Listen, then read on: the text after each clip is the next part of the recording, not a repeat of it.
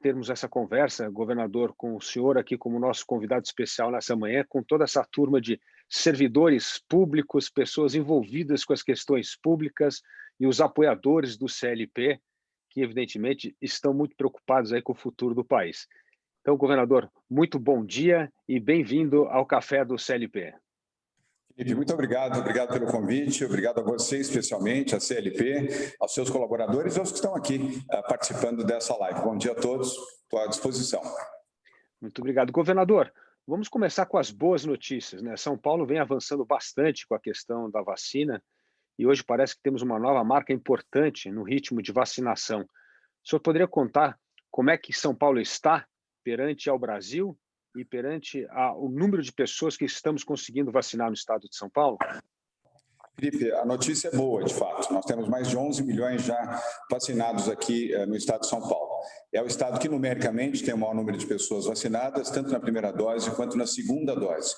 E seguimos acelerando a vacinação aqui no estado. Evidentemente, dependemos das vacinas. Neste momento, ainda utilizando as vacinas da Coronavac, um novo lote da vacina da AstraZeneca, que foi encaminhado agora pelo Ministério da Saúde. Na próxima semana, na segunda-feira, vamos entregar mais um novo lote de vacinas prontas para o Ministério da Saúde, dia 3 de maio, e assim sucessivamente. Mas ainda precisamos de mais vacinas. Eu tenho aqui as faixas etárias, eu queria te mostrar aqui, só para localizar, estou pedindo aqui a ajuda da Bruna, porque é importante. Nós iniciamos 23 de abril, 64 anos, já vacinamos 65, 66, 67.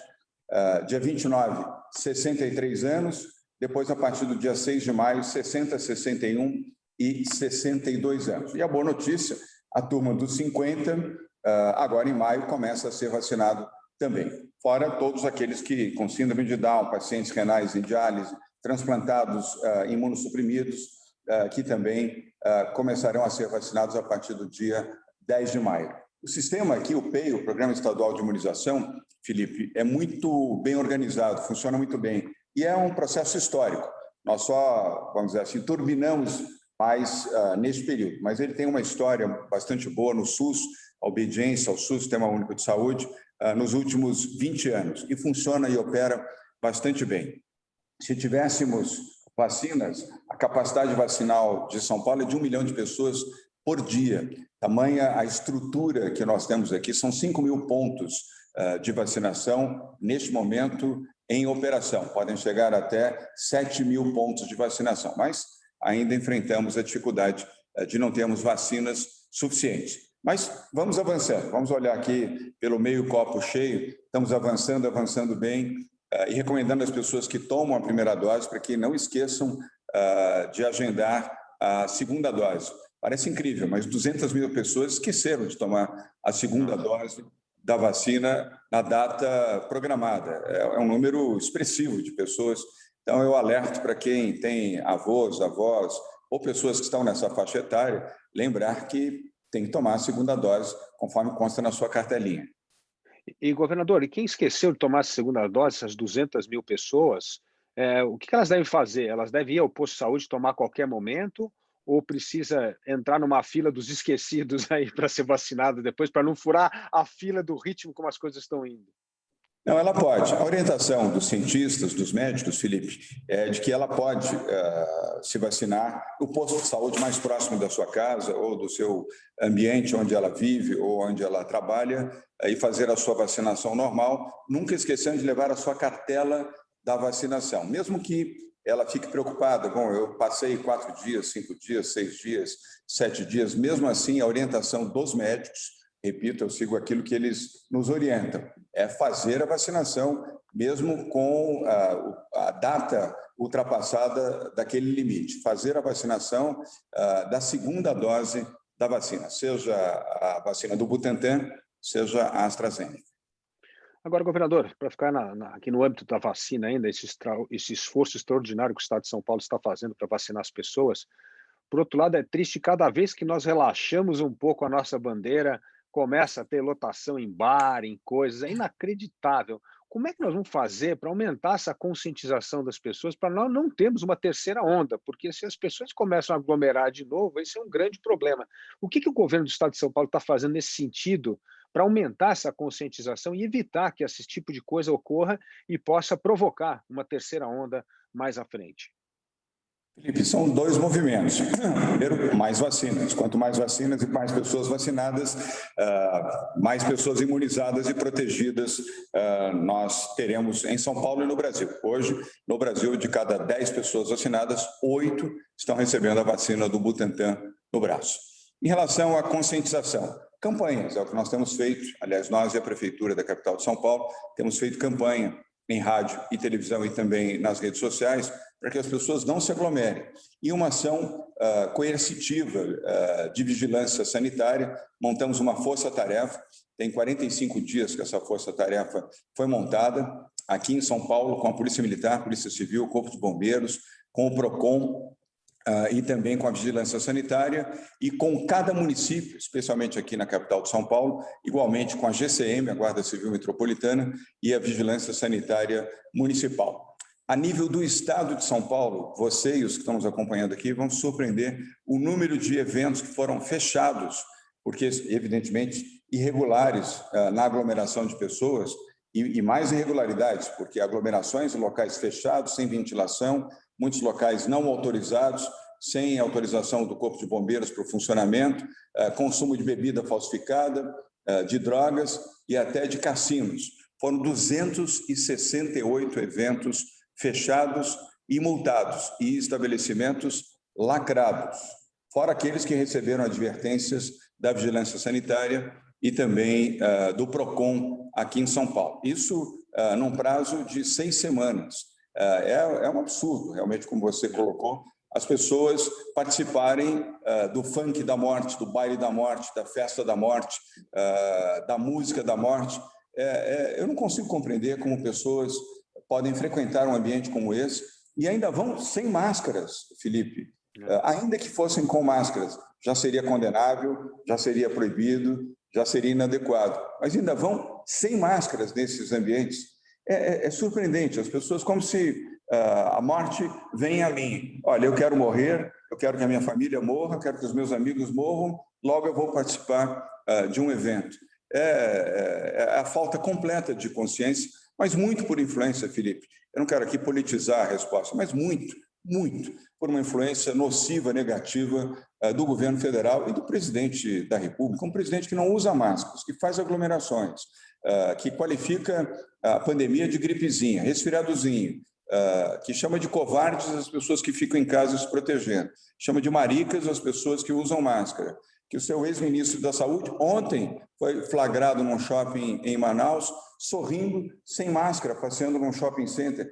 Isso tudo contribui muito para esse sentimento de pessoas mais humildes e mais simples, e até aquelas que podem pensar e raciocinar e que estudaram. Bom, se ele está sem máscara, se ele está em aglomeração, se ele abraça criancinhas, se ele vai para eventos, eu também posso ir. É um péssimo exemplo que dá o negacionista Bolsonaro e muitos dos que o cercam também. Isso dificulta ainda mais todo o procedimento de vigilância sanitária, Felipe.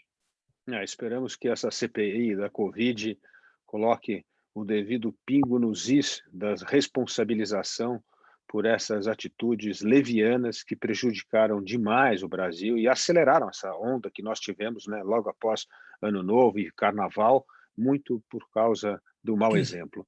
Governador, em São Paulo, para ficarmos aqui um pouco no estado, antes de entrarmos nas questões nacionais, o senhor sempre diz que precisamos ter vacina no braço e comida no prato das pessoas, né? E a União São Paulo vem fazendo um trabalho muito importante.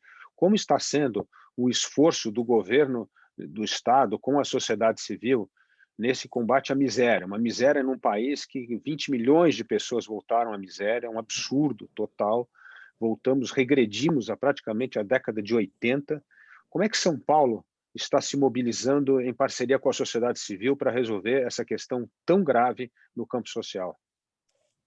Um alerta correto esse seu, Felipe. É gravíssima a situação. Pessoas que hoje estão em estado de pobreza extrema, além daquelas que estão em estado de pobreza e aquelas que estão encaminhadas para a pobreza e que sobrevivem com menos de R$200 por mês, uma família de 5 pessoas.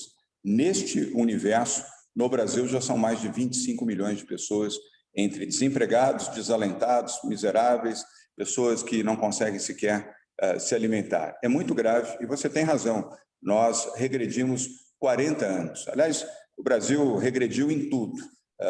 Na sua posição de proteção social, empregabilidade, alimentação, saúde, é uma regressão de décadas.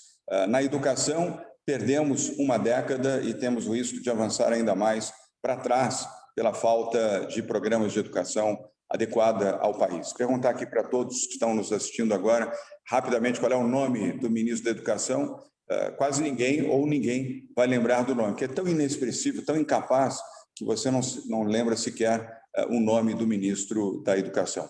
Mas nessa área de proteção social, você tem razão, é preciso uma atenção especial. Nós tomamos aqui duas medidas. Primeiro, lançamos a Bolsa do Povo, um programa com investimento de R$1 bilhão do governo do Estado de São Paulo. Lançamos na semana retrasada, que permite uma bolsa de até R$500 para uma família, mediante trabalho. Nós não vamos aqui fazer a concessão de recursos sem contrapartida, ou em estudo ou em trabalho. Então, esse programa do Bolsa do Povo implica na necessidade de um trabalho de até 6 horas por dia em instituições públicas, com uma remuneração de até R$500, dependendo do tamanho da família. O outro programa é o programa com o setor privado. Nós constituímos isso desde maio do ano passado, um comitê empresarial solidário, do qual a Ana Maria, sua esposa, inclusive, faz parte. Acredito que até alguns dos que estão aqui nos assistindo integrem. São 216 empresas, quase 400 pessoas que participam. Este comitê se reúne mensalmente, virtualmente, mas todos os meses.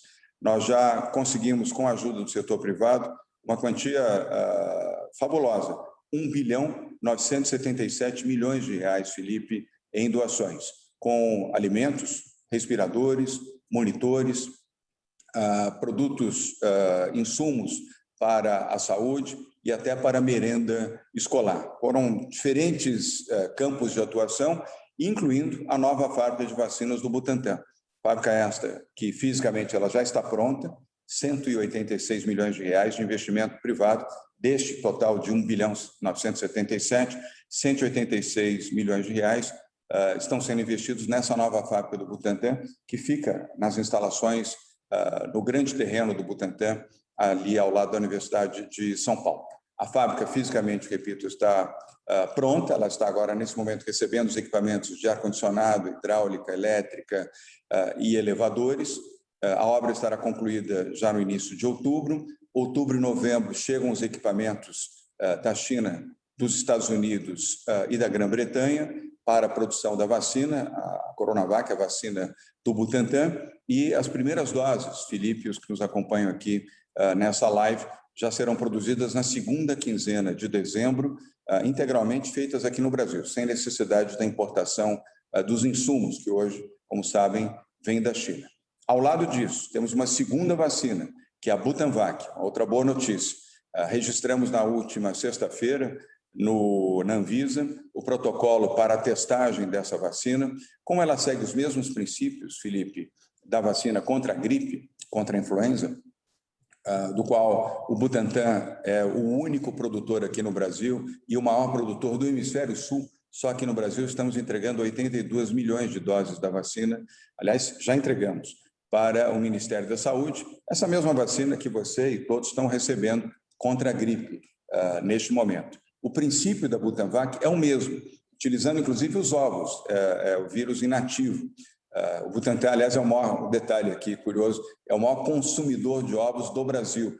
Nenhuma rede de supermercados, nenhuma cadeia de supermercado ou de restaurantes consome tantos ovos quanto o Butantan. E são ovos especiais também para esta finalidade. Ou seja, a mesma fábrica, a fábrica que já está pronta e funcionando e que acaba de entregar 82 milhões de doses da vacina contra a influenza H1N1, é a mesma que vai produzir a vacina do Butantan tão logo a Anvisa confirme e autorize a testagem. A testagem será rápida também. Por quê? Porque os princípios são os mesmos, já conhecidos e efetivos e eficazes da vacina contra H1N1. E a nossa expectativa era um prazo limite de 60 a 90 dias termos essa autorização da Anvisa. nós autorizamos, e fizemos isso na semana passada, Felipe, que o Butantan pudesse produzir, sob a nossa responsabilidade e sob o nosso custo, 40 milhões de doses da Butanvac. Nós vamos produzir, ela ficará refrigerada no Instituto Butantan, aguardando a autorização da Anvisa. Nós não vamos aguardar a autorização para iniciar a produção, vamos produzir e aguardar a autorização. Eu fiz isso sem medo de estar agindo corretamente, porque nós precisamos salvar vidas, então nós temos pressa, a vida tem pressa. Quanto mais rápido vacinarmos, mais vidas serão salvas. Então, essa é uma segunda boa notícia.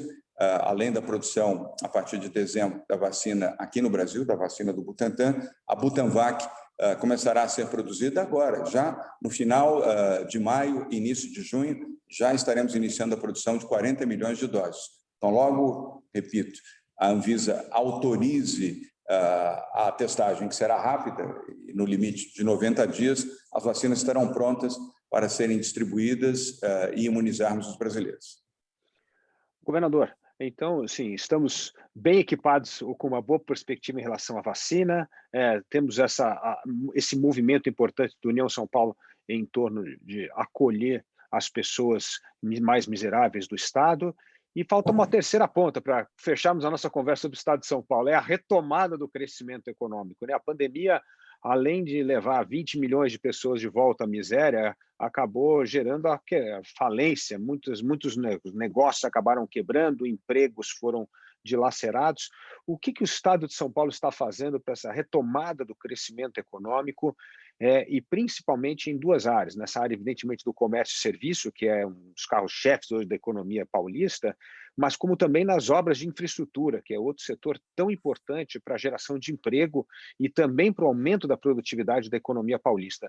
O que o governo está fazendo nesses dois frontes? Bem lembrado, Felipe, e é a terceira base dessa retomada, exatamente a retomada econômica.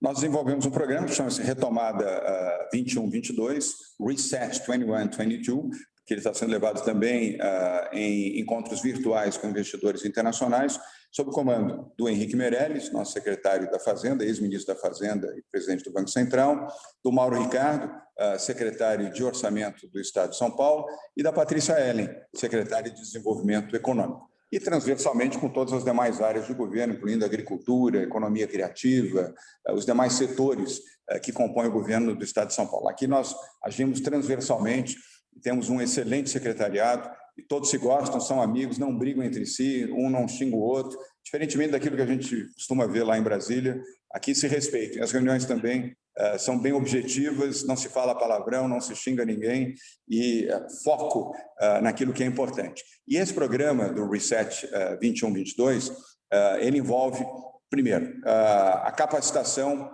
na retomada gradual com o Plano São Paulo das atividades econômicas, principalmente na chamada economia criativa, comércio e o setor de serviços, onde eu destaco o setor de gastronomia, que é muito importante aqui no Estado de São Paulo. São quase 500 mil pessoas que são diretamente envolvidas no emprego nas atividades de produção alimentícia, produtos para consumo imediato. E se você considerar os prestadores de serviços para restaurantes, bares, cafés, padarias, serviços, pizzarias e serviços de entrega, são mais de 1 milhão de pessoas que diretamente estão envolvidas, 1 milhão de famílias, são consideravelmente 5 milhões de pessoas envolvidas nessa atividade. E o comércio, que é muito importante, presencial ou virtual, isso sempre de acordo com o Plano São Paulo e a sua gradual liberação, como estamos fazendo de maneira conscienciosa e cuidadosa. E o setor da indústria. A indústria não parou em São Paulo, Felipe, você sabe disso.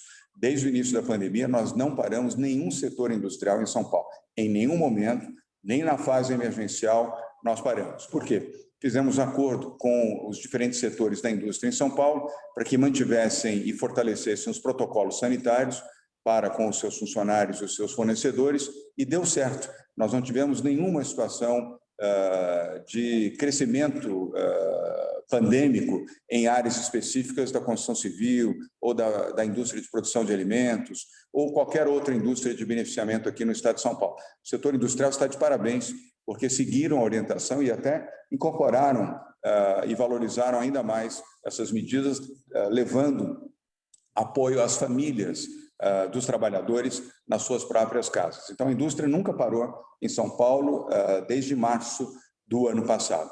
Esse programa envolve também um fortalecimento do programa de desestatização do governo do Estado de São Paulo. Você acompanhou, e provavelmente alguns dos que estão aqui nos assistindo, na semana passada, nós fizemos o 8º leilão na Bolsa de Valores aqui na B3, em São Paulo, de duas linhas da CPTM, com um ágio de 980 milhões de reais.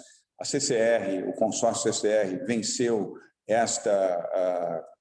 este leilão.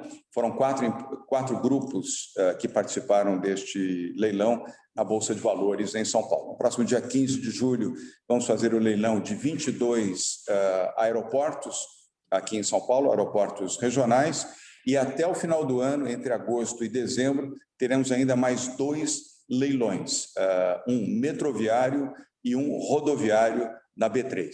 O que isso significa? Significam bilhões de reais de investimentos. Nesse momento, são 30 bilhões e 400 milhões de reais, Felipe, comprometidos pelo setor privado com os setores concedidos ou em regime de PPP, parceria público-privada, para as obras em rodovias, ferrovias, metrô, também na área fluvial e marítima, e igualmente agora nos aeroportos. E nós incluímos também dentro desse pacote, já concedidos, o zoológico, o horto florestal e parques florestais importantes aqui em São Paulo, e começamos com o Parque Florestal lá de Campos do Jordão, que já está sendo há mais de um ano administrado pelo setor privado e fez uma fantástica transformação nesse belíssimo horto florestal lá de Campos do Jordão. E vamos seguir dentro dessa linha, porque vou dar um exemplo, e aí eu finalizo, Felipe. Só na Pipa, rodovia Piracicaba-Panorama, que liga de ponta a ponta o estado de São Paulo, leste a oeste, o investimento do Fundo Soberano de Singapura, no leilão que fizemos em maio do ano passado, liderado pelo Banco Pátria, que foi o vencedor desse leilão, são 15 bilhões de reais de investimento direto nas obras dessa rodovia, que tem 1.273 quilômetros de extensão. E, nesse momento, nós já temos lá, Felipe, trabalhando 3.200 pessoas trabalhando nesta obra, que vai chegar até 7.000 trabalhadores no seu pico, na metade do ano que vem, da obra. Só para dar um exemplo, poderia aqui dar outros, como o da Acciona, a empresa espanhola, que adquiriu a concessão para a linha norte do metrô, onde nós já temos 2.700 funcionários trabalhando. É a maior obra metroviária do país, aliás, a maior obra de infraestrutura do país está acontecendo aqui na capital de São Paulo, com o metroviário, com essa concessão feita em regime de PPP para a Acciona, o grande grupo espanhol. E vamos seguir dentro dessa linha. É a nossa visão liberal e acreditando e apostando que mais privado e menos público, Felipe. Governador, vamos agora voltar para os assuntos nacionais. Acho que o senhor fez já um bom balanço, né, de como é que está o estado de São Paulo nessas frentes tão importantes como o combate à miséria, a retomada do crescimento econômico e vacinação. O senhor acha possível mesmo essa candidatura de centro sair desse manifesto que foi assinado por o senhor e outros participantes? Como é que o senhor vê essa articulação para termos uma candidatura única? Porque é isso que nós vamos precisar para enfrentar o que eu chamo da dupla populista de direita e esquerda. Nós precisamos de uma candidatura única. O senhor acredita que é possível costurar e construir essa candidatura única, que as pessoas vão ter espírito público para abrir mão de suas ambições pessoais em nome de um projeto de país? Acredito que sim, Felipe, e confio nisso, e acredito nisso. Eu até dei uma longa entrevista para o jornal O Globo, que foi publicada no último domingo, defendendo isso. Aliás, o jornal reproduziu bastante bem essa entrevista com 2 grandes jornalistas, o editor, o Renato Andrade, e o jornalista político, Gustavo Schmidt. Eu defendo e acredito que sim. Nós temos que sublinhar que o mais importante é o Brasil, não é a candidatura de uma pessoa ou de um partido e nem ideologia. Foi por isso que nós construímos o Polo Democrático, que tem 7 dessas pessoas que acreditam nisso. Uma já tomou uma decisão de ser candidata. Eu diria que certamente defendendo a democracia, mas já buscou o seu caminho, que é Ciro Gomes. Já, inclusive, definiu o seu marqueteiro, já fez até as primeiras peças de campanha, está em campanha. Então, daqueles 7, um já está em campanha, tomou a decisão de fazê-lo individualmente, tem todo o direito, eu respeito a sua decisão, mas é uma candidatura bem mais à esquerda, não é uma candidatura de centro, do chamado centro democrático. Mas, repito, respeito a decisão. Tudo que está dentro da democracia merece respeito, ainda que possamos não concordar com as postulações feitas. E agora nós temos que evoluir dentro do bom entendimento, Felipe, para que até novembro, no máximo, tenhamos essa candidatura cristalizada, porque, a meu ver, se não tivermos até novembro, podemos nos despedir de uma candidatura de centro e acreditar que apenas os extremos, a extrema-direita com Jair Bolsonaro, que, aliás, é candidato desde o segundo mês em que assumiu a presidência da República, a extrema-esquerda com Luiz Inácio Lula da Silva retomando a sua campanha, aliás, vai começar a fazer a sua caravana pelo Brasil agora, dentro de 30 a 40 dias. Bolsonaro já está em campanha, Ciro Gomes já iniciou a sua campanha. Nós temos que ter maturidade, grandeza e olhar pelo Brasil, Felipe, para que o melhor nome possa ser indicado, cristalizado até novembro para representar o centro democrático. E esse centro democrático, Felipe, tem que ter a capacidade, sim, de dialogar, primeiro, com as pessoas de centro, os liberais e que têm pensamentos bem formados pró-economia privada, pró-mercado, na bilateralidade ou na multilateralidade do país e as outras decisões importantes na área da educação, saúde, habitação, meio ambiente, transporte e proteção social. Mas teremos também que dialogar e sermos fluidos com centro-direita, centro-esquerda e até com a esquerda e a direita, mas longe dos extremos, até porque os extremos não gostam de conversar.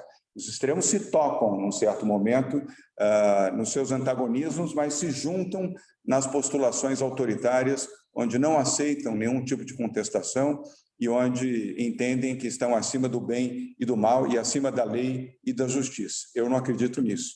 Eu acho que a lei foi feita para todos e não é o tempo que apaga os equívocos e os desmandos, e muito menos os que estão sendo feitos neste momento pelo presidente Jair Bolsonaro. E os do passado também. Eu não quero aqui ser juiz e nem tribunal, mas eu não esqueço o período Lula e as transgressões que foram feitas nesse período com dinheiro público aqui no Brasil. Governador, mas essa união do centro passa necessariamente pelo PSDB. Na verdade, o PSDB hoje tem 3 nomes, né?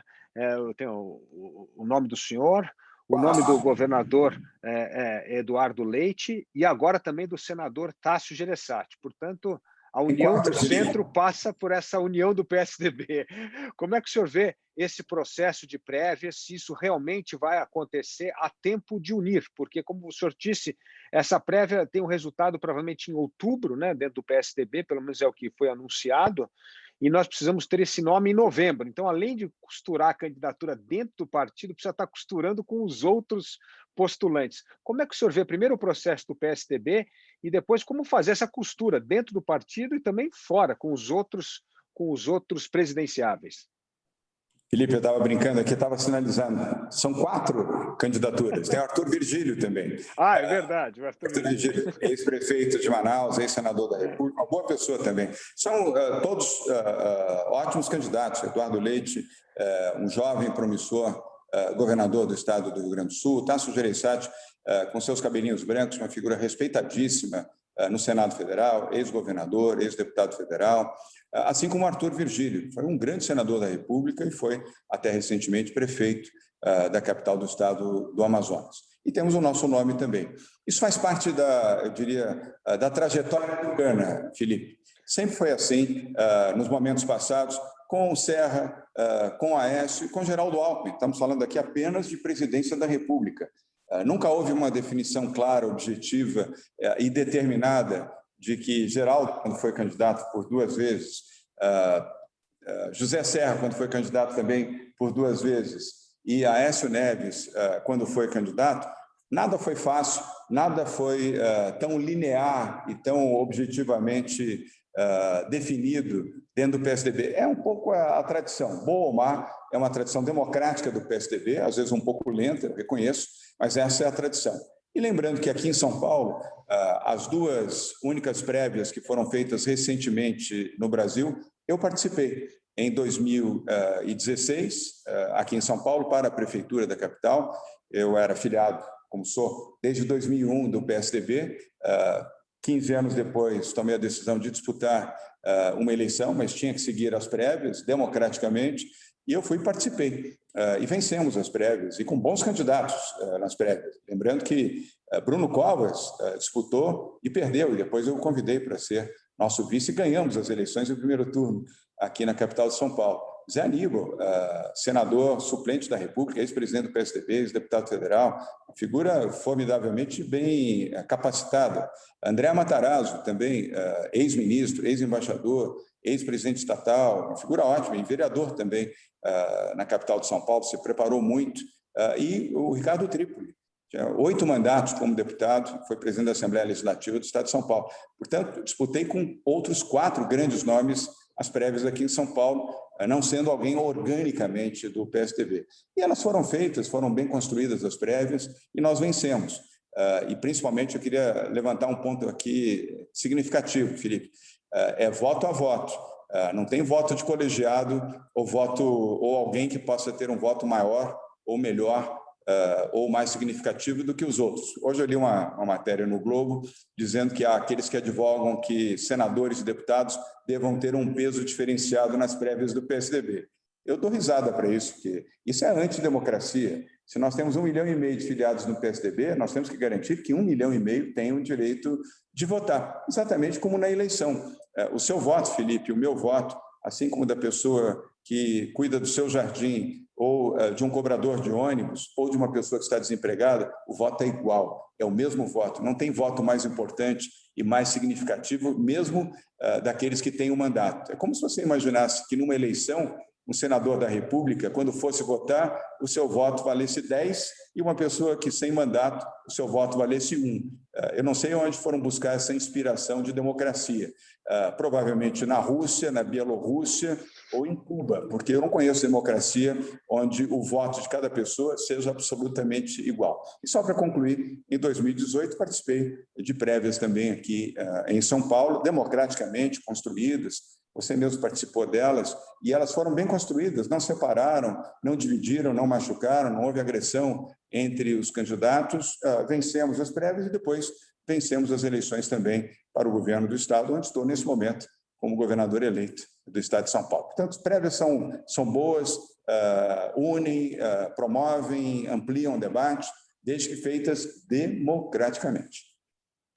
Agora, governador, é possível conduzir esse período de prévias e trabalhar nessa união do centro ao mesmo tempo? O senhor acha que é possível tocar essas duas atividades?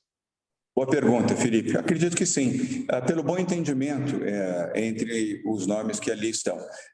Por exemplo, minha relação com o Luiz Henrique Mandetta é muito boa, muito fluida, muito bem construída, muito respeitosa entre nós, e certamente o Mandetta tem uma visão bastante clara de futuro, com o João Amoedo, que presidente de honra do Partido Novo, também uma relação fluida, altiva, construtiva. Eu não tenho dúvida nenhuma de que Amoedo e Mandetta, para citar 2 destes 6 que integram esse polo democrático, é de proteger o Brasil. Eu posso afirmar o mesmo em relação ao Eduardo Leite. Eduardo é um rapaz que tem o Brasil como princípio e não a sua candidatura. E o meu caso também, aliás, reafirmo aqui que, inclusive, se não for o vencedor das prévias, acreditando que teremos prévias, apoiarei aquele que vencer, por óbvio. Nós temos que estar juntos aqui, o projeto não é pessoal. Os 2 jornalistas do Globo me perguntaram se eu sairia do PSDB para viabilizar uma candidatura. Nunca. Aí seria assumir o personalismo total e não sublimando essa circunstância para trabalhar pelo Brasil. Continuarei no PSDB, que é o partido do qual me filiei. Eu não fiz filiação de ocasião, nem pretendo sair do PSDB sendo vitorioso ou sendo derrotado. Então, eu entendo, e aí eu cito o Luciano Huck também. O Huck tem uma capacidade de pensar muito, muito positivamente, de um arco de 360 graus aqui a política brasileira, embora eu pessoalmente acredito que ele seja mais próximo talvez da renovação do seu contrato com a TV Globo do que para o mundo da política, mas se vier para o mundo da política, não tenho dúvida nenhuma que ele terá essa grandeza de espírito, de alma, para proteger o Brasil. E o ex-juiz e ex-ministro Sérgio Moro, que eu entendo mais como um grande debatedor, um grande pensador, um grande formulador, do que propriamente um candidato. Ele não está sequer vivendo no Brasil nesse momento, ele está residindo nos Estados Unidos, onde presta consultoria para uma grande empresa de consulting internacional, e ele está baseado na Flórida neste momento. Mas é uma opinião importante, uma pessoa que precisamos ter no debate. Agora, governador, o senhor disse que ficará no PSDB de qualquer jeito, a despeito do qual será o resultado, favorável ou não ao senhor. Isso significa que o senhor também... Como é que o senhor vê a questão de... Tem um plano B, que é disputar a reeleição em São Paulo, ou o senhor vai abrir mão também da reeleição em São Paulo em nome do seu vice-governador, Rodrigo Garcia? Já abri, Felipe. Eu sou contra a reeleição. Eu entendo que ela está hoje inscrita na Constituição brasileira, mas eu sou absolutamente contra. A reeleição desfavorece a boa gestão no Brasil. Um candidato que é eleito entra diante de uma reeleição, ele já começa a governar pensando na sua reeleição, ou seja, ele não governa, ele faz política. Veja Jair Bolsonaro. Foi eleito em janeiro de 2019, em fevereiro já dizia que era candidato à sua própria sucessão. E de lá para cá, só politizou a sua gestão, aliás, a sua péssima gestão como presidente da República, ao invés de pensar no Brasil, na gestão, na eficiência, na probidade, na inovação, na transformação do Brasil, pensa 24 horas na sua reeleição. Eu respeito bastante o presidente Fernando Henrique Cardoso, foi na sua gestão que a reeleição foi aprovada no Congresso Nacional, mas respeito exatamente pelo artigo que ele fez há uns 3 meses, onde ele reconhece que a reeleição não é boa. Ele mesmo reconheceu, e eu até liguei para ele para cumprimentá-lo pelo discernimento, pelo reconhecimento de que a reeleição não é boa. E se eu puder contribuir algum dia no futuro, contribuirei para estimular o Congresso Nacional a ter uma mudança constitucional para termos eleições sem direito à reeleição e um mandato de 5 anos. E igualdade também em todos os mandatos, Felipe. Não faz sentido o Brasil ficar paralisado a cada 2 anos com eleições. Custa muito caro para o Brasil, custa muito dinheiro fazer eleições, e a paralisação do sistema administrativo, seja municipal, estadual, federal, é algo que não faz sentido nenhum. Podemos ter eleições a cada 5 anos, com mandatos iguais, e com isso temos uma enorme economia de dinheiro e também de mobilização pública, e com isso a oportunidade para que as pessoas possam, em um mandato, cumprirem plenamente aquilo que prometeram nas suas campanhas. Aliás, governador João Dória, com a sua importância política, o seu peso político do PSDB, nós aqui no CLP defendemos há muito tempo a principal reforma que o Brasil precisa aprovar hoje, que é a reforma política. Precisamos aprovar o voto distrital, misto, aliás, um projeto do senador Serra, que já foi aprovado no Senado e está parado na Câmara, né? Então, o que nós estamos defendendo aqui, e seria muito bom contar com o seu apoio, é aprovar o voto distrital, mas não para a próxima eleição, para 26, porque nós precisamos dar tempo para se construir os distritos eleitorais, para ninguém sentir que o voto distrital é um tapetão para a próxima eleição.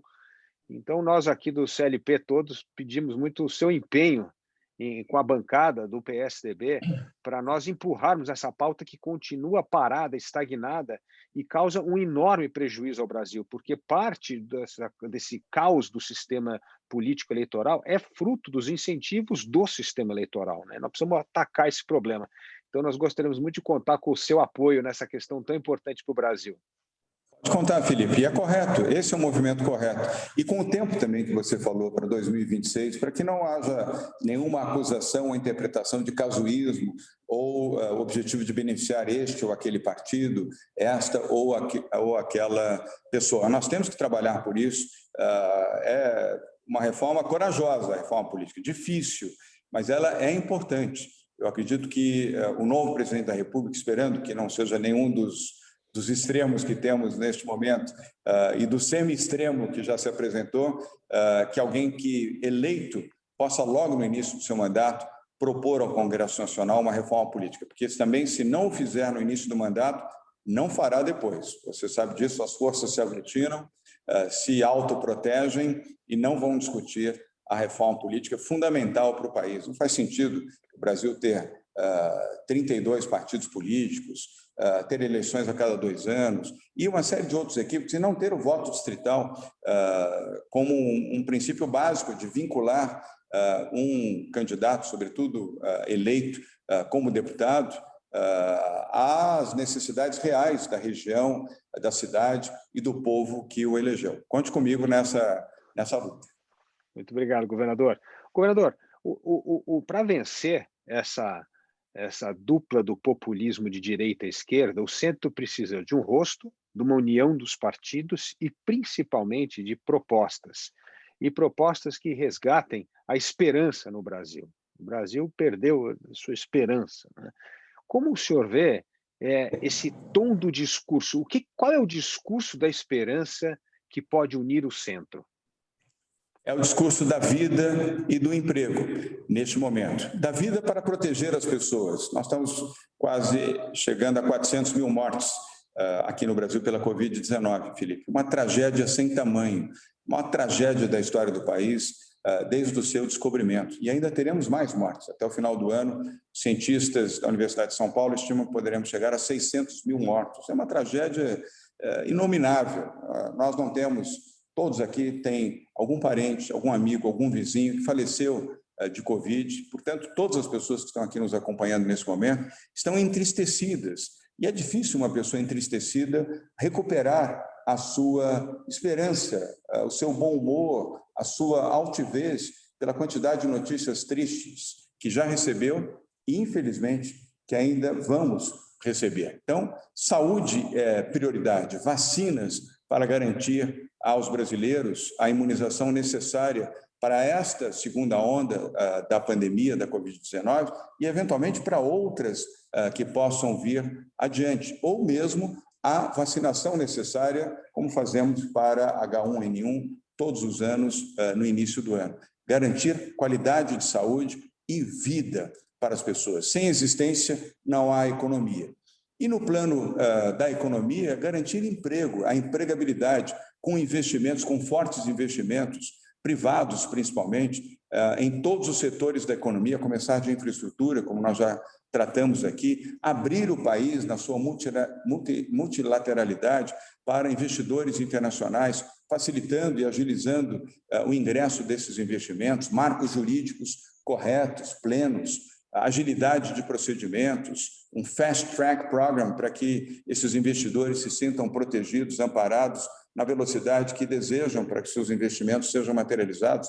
O que é óbvio, Felipe, quanto mais rápido se investe, mais empregos se geram e mais rapidamente o retorno do investimento se faz, e retorno de investimento promove mais investimentos. E criar programas para todas as regiões brasileiras, principalmente para as mais pobres, as mais desfavorecidas. Aqui em São Paulo, você sabe, estamos fazendo isso com 2 áreas que, infelizmente, ao longo dos últimos anos, das últimas 2 décadas, foram muito vulnerabilizadas. O Vale do Ribeira, que agora é o Vale do Futuro, e o Vale do Paranapanema. São 2 regiões, Felipe, em São Paulo, o estado mais poderoso e mais rico do país, onde o IDH do Vale do Ribeira e do Vale do Paranapanema são equivalentes às regiões mais pobres do Nordeste. Inconcebível isso em São Paulo. Como pode um estado poderoso e forte como São Paulo ter 2 regiões com milhares de pessoas vivendo em condições de degradação, em condições de vida absolutamente abaixo de qualquer índice aceitável de qualidade de vida? Estamos fazendo no Vale do Ribeira um investimento de 4 bilhões de reais para recuperá-lo na sua economia, na economia do agronegócio, na economia do turismo, na economia também digital, estimulando centros digitais em cidades do Vale do Ribeira e também centros de distribuição. Você sabe que a região sul do litoral de São Paulo é por onde passa a rodovia federal que leva até os estados de Santa Catarina, Paraná e Rio Grande do Sul. São estados ricos de uma região rica. A região sul e sudeste são as regiões mais poderosas do país. Então, estamos estimulando também a implantação de centros de distribuição para a geração de empregos. E o Vale do Paranapanema também é um amplo programa de desenvolvimento do agronegócio, e das atividades digitais, evidentemente, com estímulos e com facilidades para que esses investimentos possam se materializar. O mesmo em relação ao Brasil. A esperança está nisso, garantir a vida, o direito à vida, o direito ao emprego, ao empreendedorismo e aos novos investimentos que são fortes geradores de emprego para o Brasil. E, obviamente, se me permite, para finalizar, credibilidade, quer dizer, ter um governo com credibilidade e que gere confiança na população. Eu acredito nesse presidente, eu sei que este governo, pela composição dos nomes que lá estarão, por aquilo que se propõe, nós vamos ter um outro patamar de vida, confiar, acreditar, isso pode se transformar numa grande esperança para o Brasil, Felipe. Governador, o senhor falou muito nesse investimento importante no capital físico, que tem a ver com a retomada da confiança no governo, da credibilidade do governo, mas o governo Bolsonaro, além de um desastre na gestão da saúde, foi um desastre na gestão da educação. A educação brasileira realmente teve um retrocesso nunca visto na história.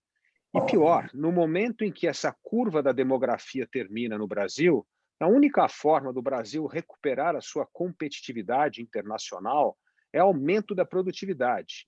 E com a questão da evasão escolar, acabou afetando dramaticamente o futuro de outras gerações. Primeira coisa, como é que o senhor vem encarando essa questão da educação no estado de São Paulo? E depois, como é que nós vamos fazer? Qual é o plano na sua cabeça para resgatar a educação brasileira? Porque sem isso não há como resgatar o aumento de produtividade, que será o fator fundamental da retomada do crescimento econômico no Brasil.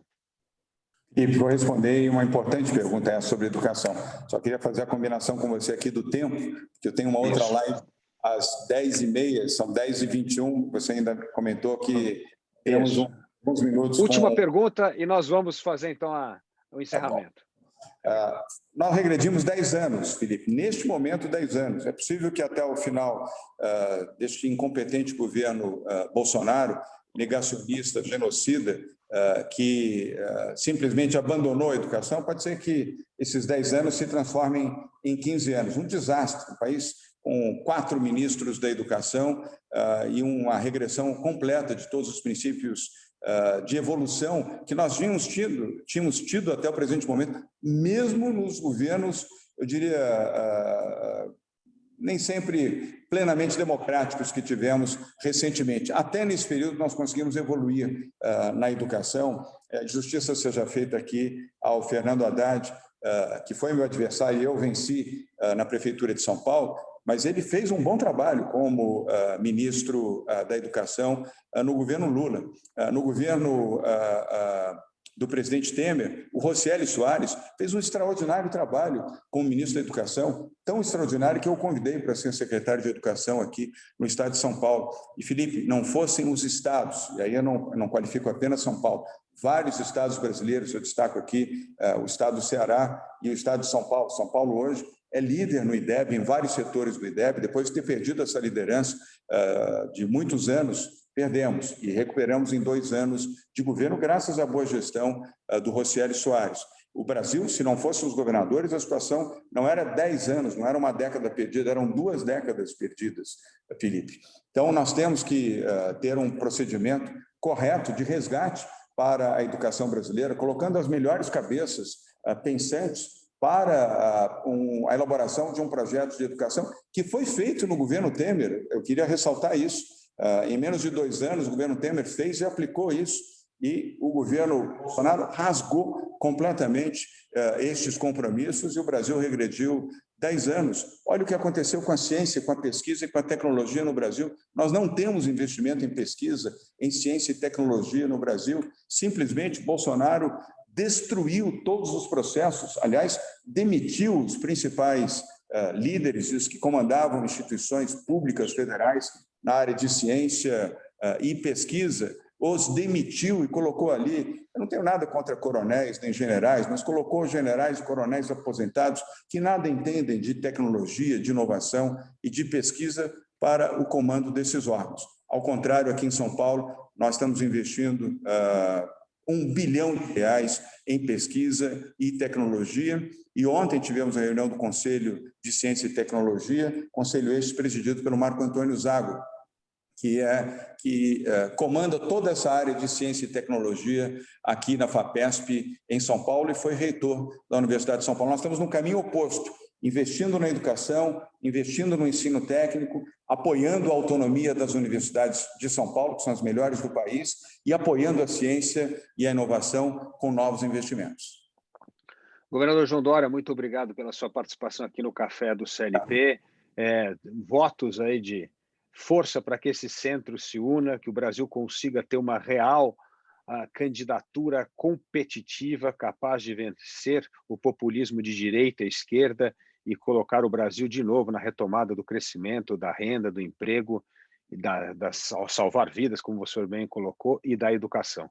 Então, eu quero agradecer ao governador João Dória e a todos vocês que participaram aqui do nosso Café do CLP, em mais uma conversa com um personagem importante para ajudar a aglutinar o centro no Brasil. Muito obrigado a todos e um bom dia a todos. Obrigado, Felipe. Tchau, pessoal.